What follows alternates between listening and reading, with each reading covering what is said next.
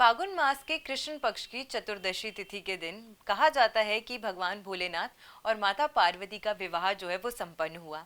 और इस बार यही महाशिवरात्रि का पर्व जो है वो 15 फरवरी 2026 को पड़ने वाला है। लेकिन कमाल की बात यह है कि इस बारी 15 फरवरी को पड़ने वाली महाशिवरात्रि पर त्रयोदशी और चतुर्दशी तिथि का संगम भी है।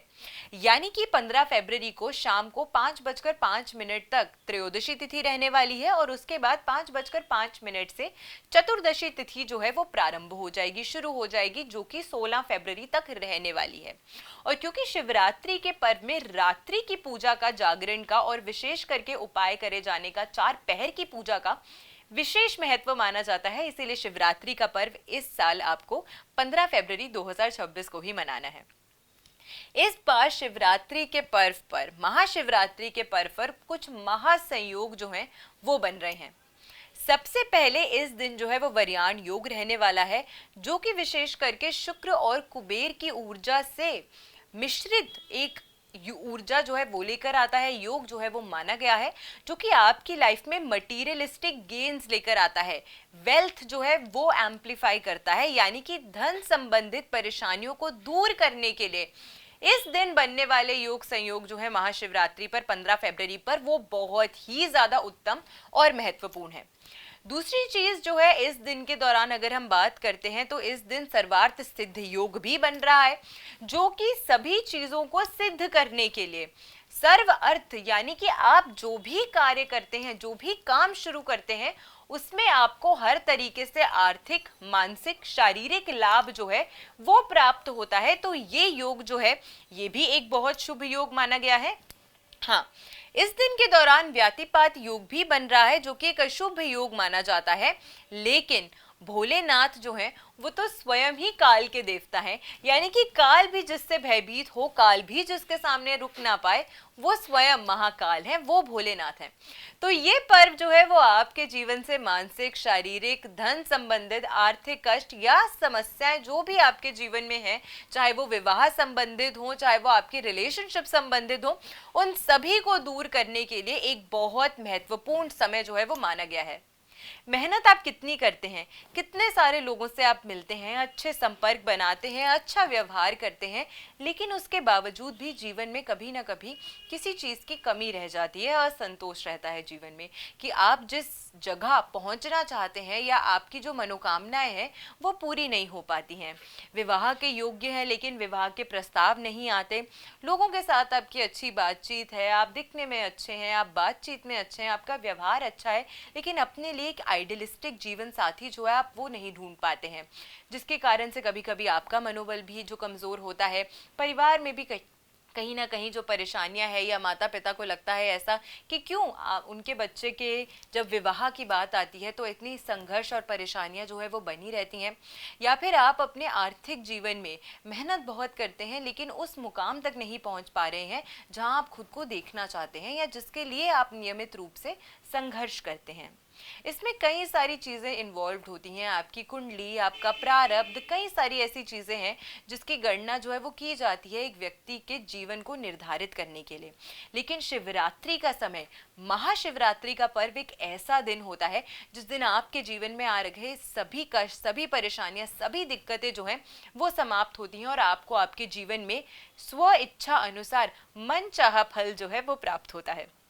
अब ऐसे में इस शिवरात्रि के दिन, इस महाशिवरात्रि पर 15 फरवरी पर, सबसे पहले मैंने आपको बताया कि त्रयोदशी और चतुर्दशी तिथि का संगम हो रहा है।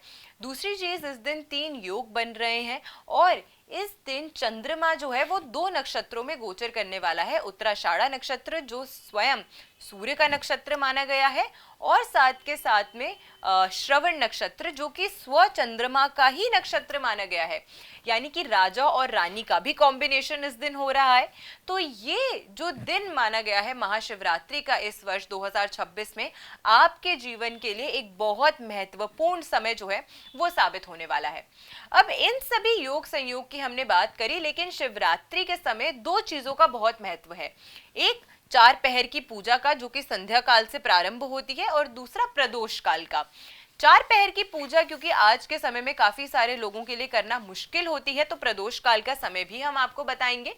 और इस बार प्रदोष काल का समय और चार पहर की पूजा का जो समय है उसमें भी काफी सारी सिमिलैरिटीज हैं, काफी नजदीकी हैं, जिसमें पहले पहर में ही आपको प्रदोष काल की पूजा करने का जो फल है और जो एक संगम है वो प्राप्त हो रहा है। सबसे पहले हम बात करते हैं कि 15 फरवरी को प्रदोष काल किस दिन पड़ने वाला, किस समय जो है वो प्रारंभ हो रहा है। प्रदोष काल 6:22 से लेके 8:54 तक, यानी कि 8:54 PM तक रहने वाला है। तो जो लोग वर्किंग है, जो लोग सुबह से पूजा अर्चना आराधना जो है वो नहीं कर सकते क्योंकि उनका स्केड्यूल टाइट रहता है, तो ऐसे में प्रदोष काल के अंतर्गत आपको पूजा अर्चना जो है वो जरूर करनी चाहिए। शिवलिंग का आपको अभिषेक करना चाहिए, रुद्राभिषेक आपको करना चाहिए। रुद्राक्ष अगर आप धारण करते हैं, राशि अनुसार डिटेल्ड वीडियो जो है वो आपको मेरे चैनल पे बहुत जल्दी मिल जाएगी। वहां पर हमने बताया है कि हर राशि के अनुसार कौन सा रुद्राक्ष आपको धारण करना चाहिए, किस चीज से शिवलिंग का अभिषेक करना चाहिए, ताकि आपके जीवन में जो भी समस्याएं या परेशानियां आ रही हैं वो दूर हो सके। उस वीडियो का लिंक आपको मेरे डिस्क्रिप्शन में भी मिल जाएगा और ऊपर आई कार्ड में भी आपको दिख जाएगा। साथ में प्रदोष काल का समय अब आपने समझ लिया कि 6:22 से 8:54 तक इस दिन प्रदोष काल रहने वाला है। इस समय शिवलिंग का जलाभिषेक कीजिए, रुद्राभिषेक कीजिए। अगर आपके जीवन में विवाह संबंधित परेशानियां आ रही हैं तो मां पार्वती और शिव जी का गठबंधन जरूर कराइए, इस दिन आपके लिए संभव है। तो जिन लोगों के जीवन में बार बार परेशानी आ रही है, किसी पूजनीय ब्राह्मण से इस दिन अगर आप अच्छे से अनुष्ठान संकल्पित होकर पूजा अर्चना कराते हैं महाशिवरात्रि के दिन, तो आपकी सभी समस्याएं जो है वो खत्म होती हैं। जो लोग विवाहित हैं लेकिन विवाह संबंधित परेशानियां आ रही हैं, यानी कि वैवाहिक सुख नहीं है आपके जीवन में, तो इस दिन विशेष करके पति पत्नी दोनों को ही बेलपत्र जो है वो शिवलिंग पर शहद में डिप करके आपको अर्पित करना चाहिए। और एक साथ आपको शिवलिंग का अभिषेक जो है वो गंगा जल से, स्वच्छ जल से, पंचामृत से, शहद से या इत्र से आपको अभिषेक जरूर करना चाहिए, ताकि आपके विवाह संबंधित जो भी परेशानियां हैं वो खत्म हो और आपके जीवन में और ज्यादा सुख और संपत्ति जो है वो आए। चार पहर की पूजा का भी इस समय क्योंकि बहुत विशेष महत्व माना जाता है और कहा जाता है कि अगर आपने अपने जीवन में कभी व्रत किए हैं या नहीं भी किए हैं, तो भी महाशिवरात्रि के दिन किया गया महाव्रत जो होता है वो आपके जीवन के सभी कष्टों को दूर करता है और आपके जीवन में कई 100 किए गए व्रतों का मिश्रित फल जो है आपको इस एक व्रत से ही मिल जाता है। तो ऐसे में आपको महाशिवरात्रि के दिन व्रत जो है वो जरूर रखना चाहिए। अब किसी मेडिकल रीजन की वजह से अगर व्रत नहीं रख सकते तो कोई बात नहीं, क्योंकि भगवान तो भोलेनाथ है, वो समझते हैं कि कौन क्या करने के सक्षम है। लेकिन अगर आप व्रत रख सकते हैं तो जरूर इस दिन आपको फलाहार व्रत जो है वो रखना चाहिए, नियम अनुसार आपको व्रत जो है वो जरूर करना चाहिए। अब चार पहर की पूजा की अगर हम बात करें तो सबसे पहला पहर की जो पूजा है वो 6:06 PM 39 से जो है वो शुरू हो जाएगी और ये 9:45 तक रहने वाली है। सबसे पहले पहर की पूजा की खासियत यह है कि प्रदोष काल भी जो है वो इसी समय के अंतर्गत पड़ रहा है, इसीलिए पहले पहर की जो पूजा है वो बहुत इंपॉर्टेंट है। इस समय आप शिवलिंग का अभिषेक कीजिए, ओम नमः शिवाय का जाप कीजिए, नमः शिवाय का जाप कीजिए। ओम मंत्र का भी अगर आप सिर्फ उच्चारण करते हैं तो बहुत अच्छा है। मानसिक जाप अगर आप एक रुद्राक्ष की माला पर करते हैं तो बहुत अच्छा है। रुद्राक्ष अगर इस समय के दौरान धारण करते हैं तो बहुत अच्छा है। कौन सा रुद्राक्ष आपको धारण करना चाहिए वो सारी डिटेल्ड वीडियो जो आपको मेरे यूट्यूब चैनल पर मिल जाएगी, वो आपको जरूर करना चाहिए। और साथ के साथ ओम ईशानाय नमः इस मंत्र का आपको उच्चारण जो है एक माला कम से कम जो है आपको जरूर करनी चाहिए रुद्राक्ष की माला पे। इससे आपकी स्व इच्छा जो भी आपके जीवन में इच्छा है वो पूरी होती है। दूसरे पहर की पूजा की अगर हम बात करें तो वो 9:45 से शुरू होकर रात के मध्य रात्रि के 12:52 तक 12:52 AM माफ कीजिएगा वहां तक रहने वाली है, ना कि 9:45 PM से लेके 12:52 AM तक ये दूसरे पहर की जो पूजा है वो रहने वाली है।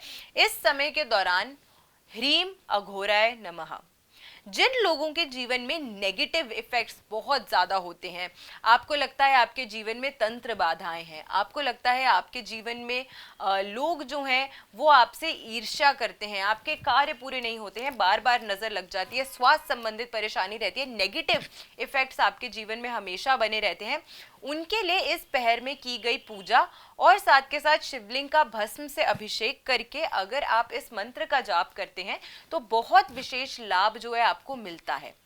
साथ के साथ अगर हम तीसरे पहर की पूजा की बात करें तो वो मध्य रात्रि 12:52 से लेकर सुबह के 3:49 तक यानी कि 3:59 AM तक रहने वाली है। तो 12:52 से 3:59 AM का जो समय है, इस समय के दौरान तीसरे पहर की पूजा रहेगी। और मंत्र कौन सा है जिसका आपको जाप करना है, इस समय आपको ह्रीम वामदेवाय नमः इस मंत्र का जाप आपको जरूर करना चाहिए। रुद्राक्ष की माला पर 108 बार कम से कम आपको मानसिक जाप जो है वो जरूर करना चाहिए। इससे बहुत अच्छा लाभ जो है आपको आपके जीवन में देखने को मिलेगा। और आखिरी पहर की पूजा जो शिवरात्रि के दिन रहने वाली है, जो कि है चौथे पहर की पूजा की अगर हम बात करते हैं, वो रहने वाली है 3:49 से लेकर 7:07 तक सुबह, यानी कि 3:59 AM से 7 AM तक ये समय जो है वो रहने वाला है। अब अगर हम बात करते हैं तो चार पहर की पूजा करना काफी सारे लोगों के लिए काफी डिफिकल्ट हो सकता है, इसीलिए प्रदोष काल का जो समय हमने आपको बताया था 6:22 से लेके 8:54 तक का ये जो समय है, इस समय कोई भी कार्य अगर आप करते हैं तो वो फलीभूत होता है, उसमें आपको विशेष करके लाभ मिलता है। प्रदोष काल में शुरू किया गया कार्य, प्रदोष काल में की गई पूजा, प्रदोष काल में किया गया रुद्र अभिषेक का आपको लाखों गुना फायदा जो है आपके जीवन में आपको देखने को मिलता है। आखिरी पहर की पूजा अगर आप कर रहे हैं तो ओम तत्व पुरुषाय नमः, ओम तत्व पुरुषाय नमः इस मंत्र का आप जाप कीजिएगा, इससे विशेष करके आपको लाभ मिलेगा। और प्रदोष काल की पूजा में ओम नमः शिवाय का आप जाप कीजिएगा। खुला जाप कर सकते हैं, कोई इसमें रोक टोक नहीं है, जितनी माला जाप आप करना चाहें अपनी श्रद्धा से, अपने सामर्थ्य से आप जरूर कीजिए। कन्याएं हैं तो नमः शिवाय का जाप कीजिए, माँ पार्वती का स्मरण कीजिए। इस दिन भोलेनाथ और माँ पार्वती को अगर आप सुगंधित पुष्प जो है वो अर्पित करते हैं, इत्र अर्पित करते हैं, शहद अर्पित करते हैं, सिर्फ गंगा जल भी अर्पित कर देते हैं, ये तो वो है जो कि भांग धतूरा भस्म से प्रसन्न हो जाते हैं।